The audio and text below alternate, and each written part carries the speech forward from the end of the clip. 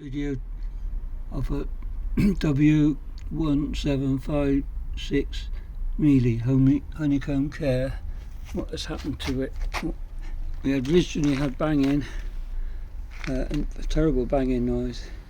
Now I've taken it all apart, and you can see this spider that holds the shaft that goes into the bearings in the bearing carrier just here, and one bit of the spider still lying in the rubbish inside the drum.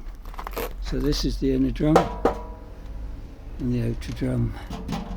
This was 16 years use, but that's what's eventually happened, isn't it? You couldn't feel anything wrong with the bearings, but of course it wasn't the bearings, it was this horrible thing, magnesium alloy of some sort or other, I don't know.